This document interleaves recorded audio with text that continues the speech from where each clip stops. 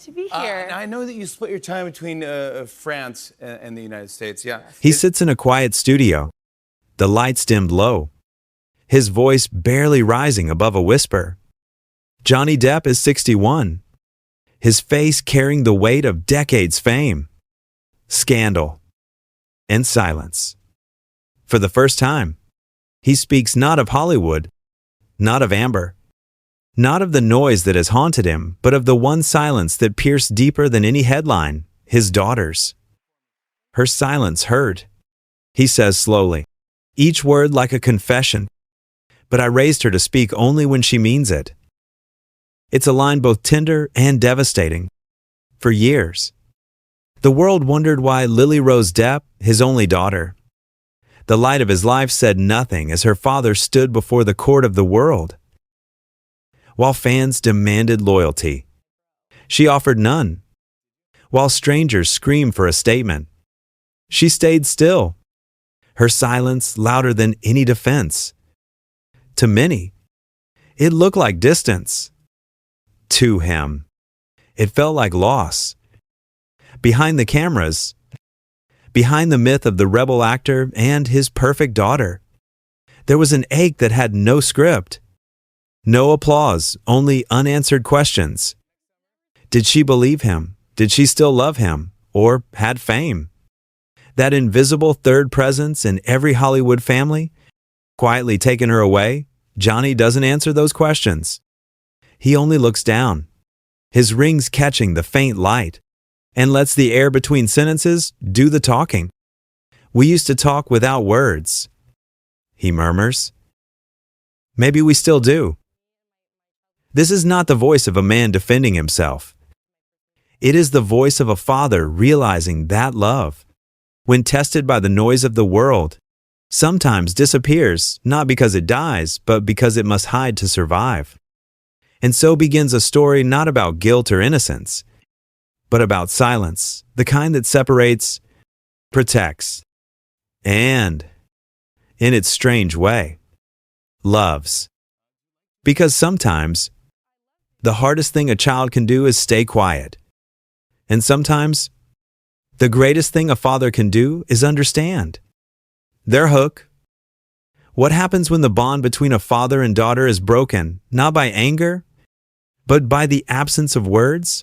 And can love survive when silence becomes the only thing they share?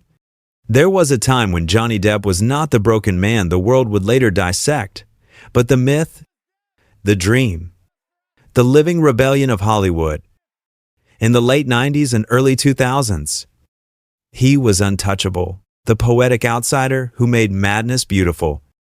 From Edward Scissorhands to Pirates of the Caribbean, he was both the child of chaos and its calm conductor. And always, somewhere in the frame, there was a small hand gripping his Lily Rose. She was the proof that behind the eccentricity lived a father. Paparazzi photos from those years capture him in dark glasses and cigarettes, but his other hand always reaching for hers. To the tabloids, he was a pirate. To her, he was just dad. And to Johnny, she was the only real thing in a world made of illusions. He once said in an interview, "Everything changed when she was born. She gave me a reason to exist beyond the madness." That reason glowed through every photo, every red carpet, every whispered moment when he bent down to kiss her forehead amid the flashing lights. For a while, they looked untouchable, a rare Hollywood story untouched by tragedy. But time, as it always does, rewrote the script. When Lily Rose grew older, she entered the same shimmering labyrinth her father once conquered: fashion, film, fame, Chanel, The Idol, Paris, Los Angeles, two worlds pulling her apart. The little girl who once sat backstage watching her father play guitar now sat in front of cameras, crafting her own image. She was no longer Johnny Depp's daughter, she was Lily Rose Depp. And yet, fame is a delicate inheritance. It gives visibility but steals simplicity. Every photo of her became a question about him. Every choice she made was weighed against his shadow. And when the storm hit, when the trial began, when the world divided itself into Team Depp and Team Heard, that shadow swallowed everything. People waited for her to speak. The internet demanded loyalty. But she stayed silent. To outsiders, it looked like betrayal. To some, proof that she doubted him. But to those who understood the language of family, a quieter, older language, her silence was something else entirely, a boundary. Because there is a strange cruelty in being the child of a myth. You grow up learning to love a person who belongs, at least partly, to the world. And when that world turns against him, you're asked to choose between your truth and your blood. Johnny never wanted her to choose. Those close to him recall that he forbade anyone from pressuring her. "She's my daughter, not my witness," he once told a friend. But when you're living under the microscope of fame, even love becomes evidence. As weeks turned to months, he would scroll through photos of her premieres, campaigns, her laughter frozen in digital perfection, and wonder what she was thinking. Did she hate him for the chaos he brought into her world? Or did she simply refuse to turn her private love into public theater? They did not speak much during those months. There were texts, brief messages, check-ins, but no long calls. The air between them thickened. The tabloids called it estrangement. Johnny called it protection. In the rare interviews where he mentioned her, his voice softened to contrast to the defensive tones he used for everything else. "She knows who I am," he said, "and that's enough." But beneath that quiet confidence was a bruise that only fathers know the ache of realizing that your child no longer needs you to explain the world to her. She's already seen it, in all its cruelty. There's a photograph from 2016, Johnny leaving a hotel, Lily Rose walking a few steps behind. They're both wearing sunglasses, both looking away from the cameras. It looks accidental, but it's almost poetic. Two lives running parallel, close enough to touch, but never meeting in the same light. The illusion of perfection had cracked. The fairy tale of Hollywood's most devoted father and daughter was no longer a safe story to tell. Behind the silence, there was something real, too real, perhaps, for public consumption. The love between two people, learning that understanding doesn't always require agreement, and loyalty doesn't always need to be loud. Because sometimes, the distance between two hearts is not a sign of weakness. It's a sign of growth. Johnny once said, "I never wanted her to inherit my fame. I wanted her to inherit my freedom." But freedom, as he would discover, has its cost. It often means watching the people you love walk away to build their own truth. By the time the cameras stopped following him, and the world moved on to another scandal, the silence between Johnny and Lily Rose remained. But it had changed shape. It was no longer cold or sharp. It was something else, a fragile peace. She had chosen not to speak, and he had chosen not to demand. And in that mutual quiet, a strange kind of love endured unseen, but unbroken. Because perhaps the real bond between them was never in the words they said. It was in the things they both refused to say. In every story of fame, there comes a moment when light becomes too bright to see the truth. For Johnny and Lily Rose, that light had been burning for decades. Cameras, red carpets, and interviews that turned their bond into a spectacle. Yet what the world never saw was the quiet ache beneath it all, the cost of being a father and daughter in the kingdom of illusion. Behind closed doors, their story was not made of scandal. It was made of distance, a slow, painful evolution from shared laughter to polite silence. There had been a time when she would run into his arms after every shoot, when his voice could still chase away her fears. But somewhere between the roles he played and the headlines that defined him, that innocence faded. When the trial began, the world demanded sides. Lily Rose didn't choose one. And that, perhaps, was her loudest statement. Her silence wasn't rebellion. It was survival. She had grown up watching fame twist every gesture, every emotion, into performance. She had seen how quickly the public could turn love into liability. She had seen her father crucified by the same cameras that once crowned him. So she built her own armor, not of words, but of silence. In private, she loved him. That never changed. But love, she learned, is not always expressed in applause or public defense. Sometimes, it's hidden, preserved in the refusal to feed a narrative that cheapens it. Johnny understood, at least on some level. He had once been the one teaching her that very lesson. That truth is not owed to the crowd. But when the silence came from her, from the one person whose voice could have quieted the noise, it cut deeper than he expected. He replayed her childhood in his mind, the bedtime stories, the guitar songs, the way she used to fall asleep on his shoulder during long flights. Now, the same shoulder carried years of exhaustion and invisible bruises. The little girl was gone, replaced by a woman with her own name, her own path, her own pain. Friends noticed the change in him. He smiled less, drank more tea than wine, avoided interviews about family. He's not angry. One of them said, he's just haunted. Haunted not by guilt, but by the quiet realization that love cannot protect you from growing apart. There was a letter he wrote never sent after the trial ended. It began with, "You don't owe me your words. Lily, but I miss your silence when it was still ours." It's unclear if she ever saw it, but maybe she didn't need to. Children of famous parents learn to read emotion in pauses, not sentences.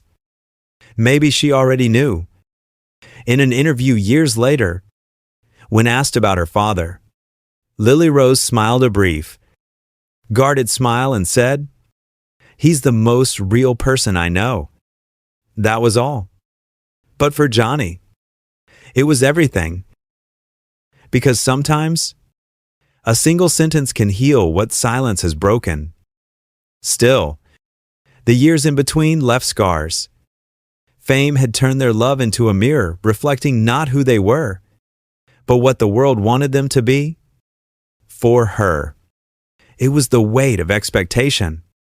For him, it was the fear of losing the one person who truly knew him before the myth took over. And yet, beneath all of that noise, there was something unspoken holding them together, a pulse, faint but persistent. It was there in the way he still called her kiddo when no one was around. It was there in the way she still texted him on his birthday, never missing one.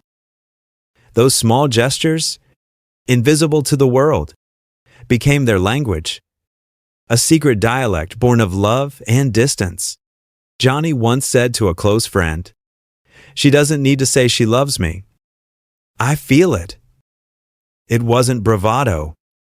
It was surrender, the kind of quiet acceptance that only comes from deep, complicated love.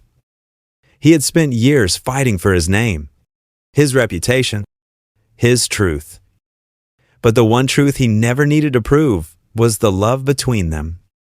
Because no verdict, no jury, no headline could rewrite the years they shared, the laughter, the lullabies, the stories whispered under dim lights in hotel rooms across the world. In that silence, he began to find peace. Not forgiveness. There was nothing to forgive but understanding. He realized that the very thing that had once hurt him most was the same thing he had taught her: integrity. to stand still when the world screams for a reaction, to speak only when words carry truth, and perhaps, in some quiet way, her silence was her way of saying, "You did raise me right." For Lily Rose, that silence had been her protection not against him, but against a world eager to define her by him. She didn't want to be the daughter defending a father. She wanted to be the daughter who existed beyond the scandal. And Johnny, despite the ache it caused, respected that. Because real love is not about possession. It's about permission. Permission to be separate, to be misunderstood, to grow in different directions while still belonging to the same heartbeat. He learned that love doesn't always look like closeness. Sometimes it's a distance filled with trust. Sometimes it's the freedom to remain silent because both already know what words would only distort. In that realization, Johnny found something resembling peace. The silence that once hurt him began to sound different. It no longer echoed with doubt. It resonated with understanding. It was the same silence that had filled the room when he first held her as a baby, soft, fragile, eternal. He didn't need her to speak. He only needed her to live truthfully. And perhaps that is what fatherhood, at its purest, really means: not protecting your child from the world, but giving them the courage to face it, even if that means facing you. The world would keep talking, keep guessing, keep spinning their story into something consumable. But the truth between Johnny and Lily Rose would remain where it had always been, in the quiet, in the unseen, in the sacred space only they could understand. Because love, when it matures, doesn't always shout. Sometimes it simply breathes in the space between two people who no longer need to prove it. And in that silence, there was no distance at all. It happened one afternoon, quiet, unplanned, almost cinematic. Johnny was in his house in the south of France, surrounded by guitars, sketches, and the soft hum of a record player. The storm outside had just cleared when his phone lit up. A new interview was trending: Lily Rose speaking with a French magazine. She wasn't there to talk about her father, but she did.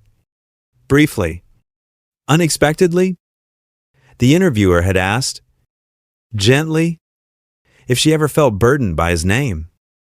She paused, then smiled. "My father taught me to live honestly. He doesn't need me to defend him. He just wants me to be myself." It was a small sentence, but for Johnny, it was everything. He turned off the music and sat in silence. The kind of silence that doesn't hurt but heals. It wasn't an apology, nor a declaration. It was understanding the long-awaited echo of what had been waiting to hear without realizing it. For years, he had mistaken her quiet for distance. But in that moment, he understood what her silence had truly meant. She had not turned away. She had simply refused to let the world define what they were. Her love had never disappeared. It had evolved into something that no scandal could touch: dignity.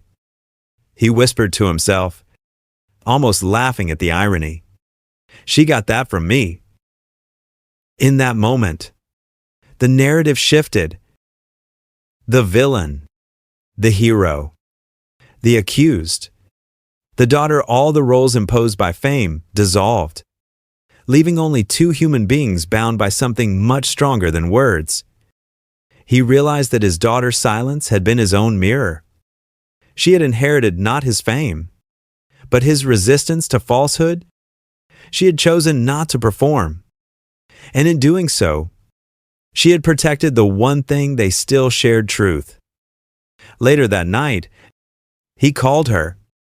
The conversation was brief, simple, ordinary.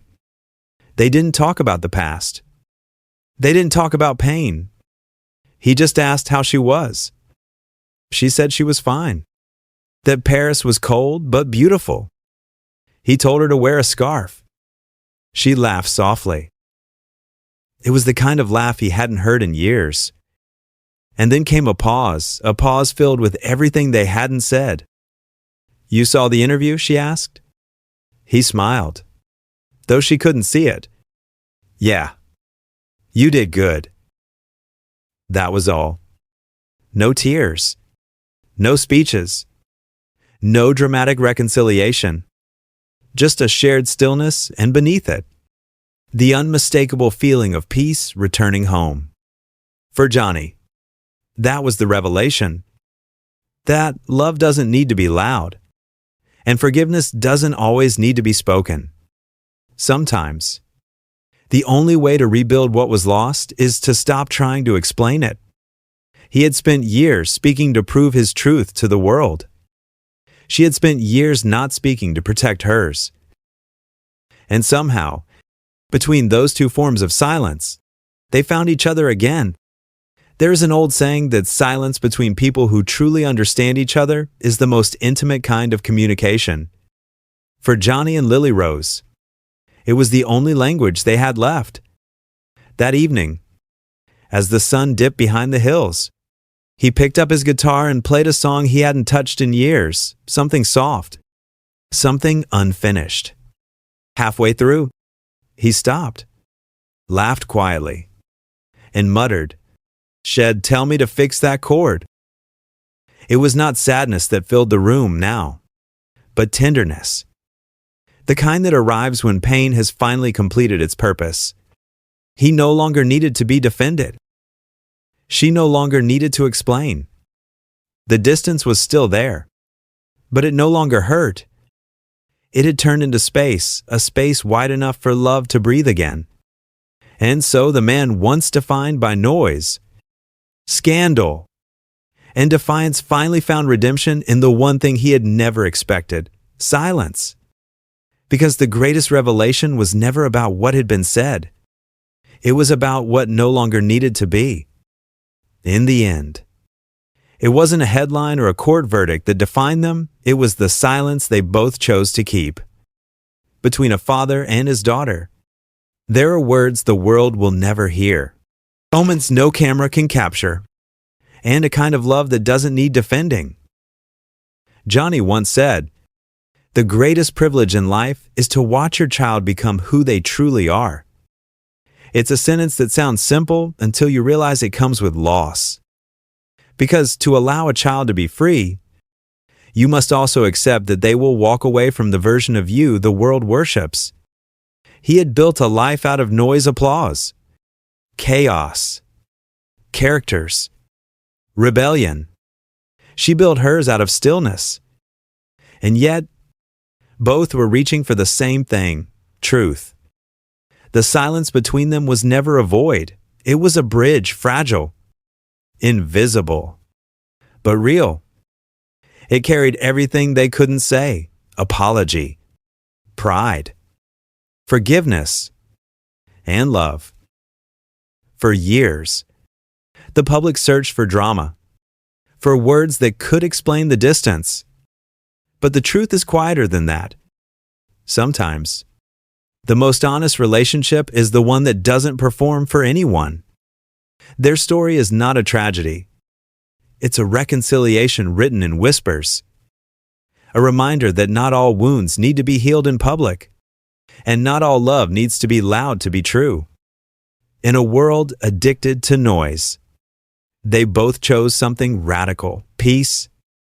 And maybe that's what fatherhood really is: not the desire to be understood, but the grace to let your child remain silent, knowing that love can still echo in the quiet. When Johnny looks back now, he doesn't remember the headlines or the anger. He remembers her laughter, light, distant, but still his favorite sound. Because real love doesn't demand to be seen. It just waits patiently, quietly in the spaces between two hearts that never stop listening. And maybe, after all this time, that silence wasn't emptiness. It was love, learning how to breathe again.